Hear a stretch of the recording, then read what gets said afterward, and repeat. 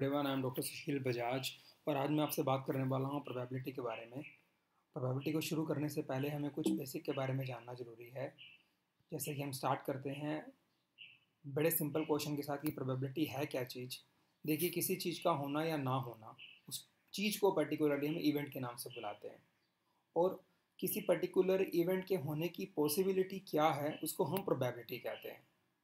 अब प्रोबेबिलिटी की जो वैल्यू होती है वो हमेशा 0 to 1 में लाई करती है। मीन्स अगर किसी पर्टिकुलर इवेंट के होने की पॉसिबिलिटी बहुत कम है तो प्रोबेबिलिटी की वैल्यू ज़ीरो के नज़दीक होगी। और अगर उस इवेंट के होने की पॉसिबिलिटी बहुत ज़्यादा है तो धीरे धीरे प्रोबेबिलिटी की वैल्यू जो है 1 के करीब चली जाएगी। कहने का मतलब ये है कि अगर किसी इवेंट की प्रोबेबिलिटी की वैल्यू 1 के करीब होती है, इसका मतलब उस इवेंट के अकर होने की पॉसिबिलिटी बहुत हाई होती है। और अगर किसी इवेंट के होने की पॉसिबिलिटी या प्रोबेबिलिटी की वैल्यू ज़ीरो के करीब होती है, इसका मतलब उस इवेंट के अकर होने की पॉसिबिलिटी बहुत कम है। फॉर एग्ज़ाम्पल, अगर मैं ये कहता हूँ कि आज रेन होने की पॉसिबिलिटी 0.20 है, इसका मतलब ये है कि पॉसिबिलिटी उस बारिश के ना होने की 0.80 मीन्स बारिश होने की पॉसिबिलिटी कम है और ना होने की पॉसिबिलिटी काफ़ी ज़्यादा है। तो बेसिकली हमें ये देखना होगा कि कोई इवेंट अकर होगा या नहीं होगा, ये डिपेंड करता है प्रोबेबिलिटी की वैल्यू क्या है। अब हमारे लिए सबसे बड़ा प्रॉब्लम ये है कि अगर हमारे सामने कोई इवेंट है तो हमें पता लगाना पड़ेगा कि उस चीज़ के होने की पॉसिबिलिटी हाई है या लो है। इसी के लिए हम बात करने वाले हैं डिटेल के अंदर प्रोबेबिलिटी के बारे में। प्रोबेबिलिटी के अंदर बेसिकली हम दो तरह की अप्रोचेस को अडॉप्ट करते हैं।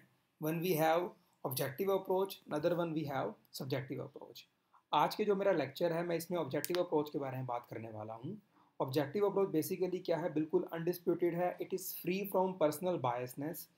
किसी तरह का आप अपना पर्सनल ओपिनियन इसमें ऐड नहीं कर सकते।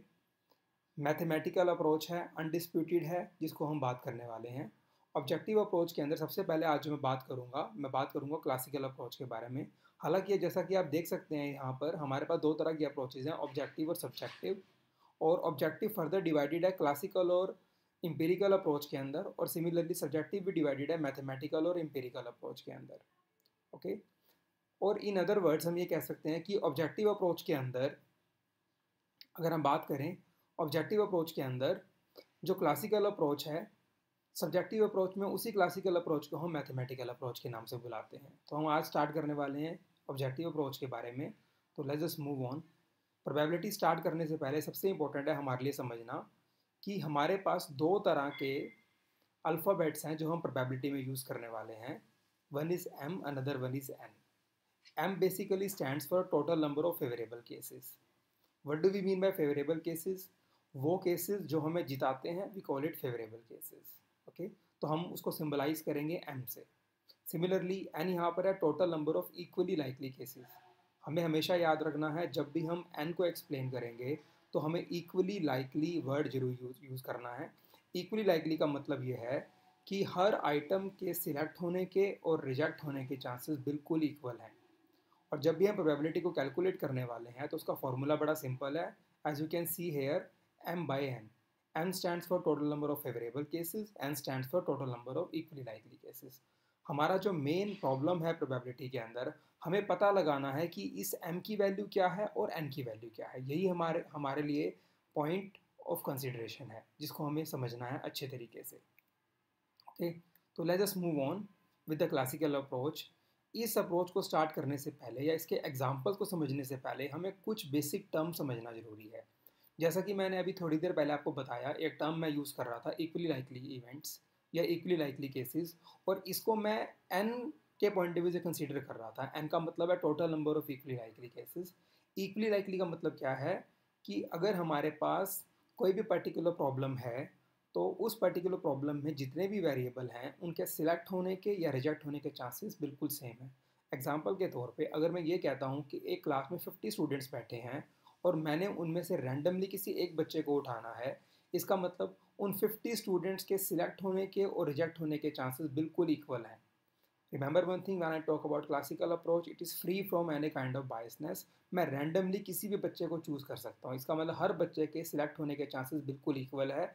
That is the meaning of equally likely events. इसके नाम से ही पता लगता है, इक्वल का मतलब बराबर, लाइकली का मतलब होना, और इवेंट्स का मतलब जो भी पर्टिकुलर एक्टिविटी हम कर रहे हैं। फिर अगला जो हमारे पास यहाँ पॉइंट है वो है collectively exhaustive events. Collectively exhaustive का बेसिकली मतलब ये है कि total number of favourable cases plus total number of unfavourable cases should always be equal to total number of equally likely cases.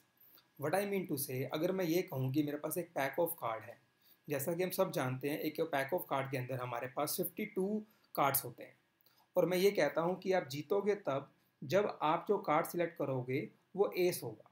अब जैसा कि हम जानते हैं कि एक पैक ऑफ कार्ड में हमारे पास 4 ही एस कार्ड होते हैं, इसका मतलब है हमारे जीतने की पॉसिबिलिटी तो सिर्फ 4 कार्ड्स हैं और हमारे हारने की पॉसिबिलिटी 48 कार्ड्स है। लेकिन total number of favourable cases which is 4 और total number of unfavourable cases which is 48 and 4 + 48 is equal to 52, और टोटल नंबर ऑफ कार्ड्स कितने होते हैं 52। इसका मतलब favourable cases plus unfavourable cases का जो टोटल है वो हमेशा टोटल नंबर ऑफ केसेस के बराबर ही आना चाहिए, उससे ज़्यादा नहीं हो सकता। इन द अदर वर्ड्स, अगर फेवरेबल केसेस और अनफेवरेबल केसेस का टोटल 53 आ गया तो ये हो ही नहीं सकता, क्योंकि टोटल नंबर ऑफ कार्ड्स ही 52 हैं, मतलब फेवरेबल और अनफेवरेबल केसेस का टोटल हमेशा 52 ही आएगा। नेक्स्ट हमारे पास आता है mutually exclusive event. Mutually exclusive का मतलब बेसिकली ये है कि अगर एक पर्टिकुलर इवेंट अकर होता है तो दूसरा इवेंट अकर नहीं हो सकता। एग्जाम्पल के तौर पे अगर मैं एक कॉइन को टॉस करता हूँ, अगर हेड आ गया तो टेल नहीं आ सकता, और अगर टेल आ गया तो हेड नहीं आ सकता। In other words, occurrence of one event prevents the occurrence of another event. Okay, तो म्यूचुअली एक्सक्लूसिव में सिमिलरली एक और एग्जांपल लेते हैं, एक हम डाई का एग्जांपल लेते हैं। अगर मैं डाई को टॉस फेंकता हूँ तो उस केस के अंदर अगर इवन नंबर आ गया विच इज़ 2, 4 और 6 तो ऑड नंबर नहीं आ सकता, और अगर ऑड नंबर आ गया तो इवन नंबर नहीं आ सकता। नेक्स्ट हमारे पास आता है कॉम्प्लीमेंट्री इवेंट। इवेंट्स अगर म्यूचुअली एक्सक्लूसिव होंगे तो कॉम्प्लीमेंट्री भी जरूर होंगे। मीन्स एक इवेंट दूसरे इवेंट की जगह पे रिप्लेस होता है। जैसे कि अगर हम कॉइन को फ्लिप करते हैं तो हेड अगर आएगा तो टेल नहीं आएगा, basically head is replacing tail, और अगर टेल आएगा तो फिर हेड नहीं आ सकता। ओके, अब हम एग्जांपल लेते हैं कुछ प्रोबेबिलिटी के। जैसा मैंने शुरू में कहा था, प्रोबेबिलिटी में सबसे बड़ी प्रॉब्लम क्या है, हमें एम और एन की वैल्यू का पता लगाना। ओके, और फॉर्मूला बड़ा सिंपल रहेगा, m/n। m stands for total number of favourable cases, n stands for total number of equally likely cases.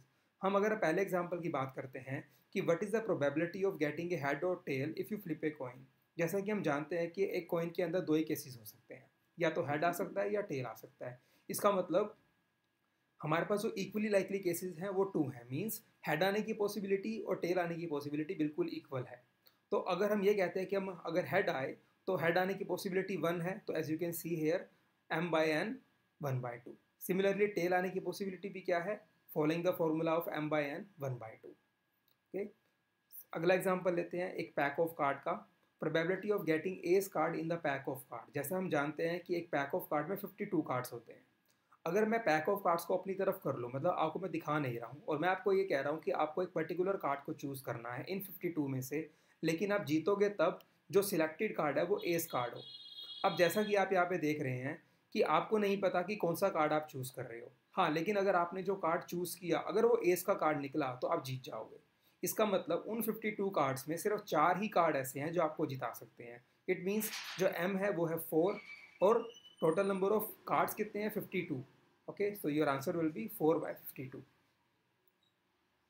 अगला एग्जांपल लेते हैं लीप ईयर का। जैसा कि हम जानते हैं कि लीप ईयर के अंदर हमारे पास 366 डेज होते हैं। हमारा क्वेश्चन यहाँ पर यह है कि क्या पॉसिबिलिटी है कि लीप ईयर में 53 संडे आएंगे। तो हम बड़े सिंपल तरीके से देखते हैं, अगर हमारे पास 366 डेज यहाँ पर हैं और एक हफ्ते में 7 दिन होते हैं, अगर हम 366 को 7 से डिवाइड करें तो 52 वीक्स तो पूरे हो गए। मीन्स 52 वीक्स 52 × 7 364 डेज, और हमारे पास 2 डेज एक्स्ट्रा है। हमारा क्वेश्चन ये है कि हम जीतेंगे तब जब हमारे पास 53 संडेज होंगे। और वो जो 2 दिन एक्स्ट्रा है हमारे पास, वो 2 दिन क्या क्या हो सकते हैं। It could be Monday and Tuesday, it could be Tuesday and Wednesday, Wednesday and Thursday, Thursday and Friday, Friday and Saturday.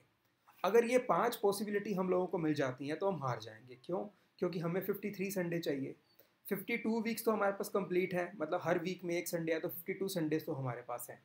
लेकिन 53 संडे तभी आएंगे जब हमारे पास वो जो 2 एक्स्ट्रा दिन हैं, या तो वो सैटरडे एंड संडे हो या फिर संडे एंड मंडे हो, क्योंकि इन दोनों केसेस में हमें एक एक संडे मिल जाएगा जो 52 संडेज को 53 संडे में कन्वर्ट कर देगा।